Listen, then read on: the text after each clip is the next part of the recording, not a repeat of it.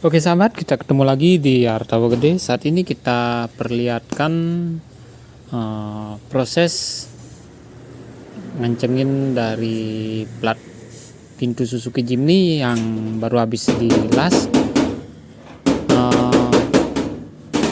Setelah dilas, plat bagian pintunya jadi penyak-penyok sana sini.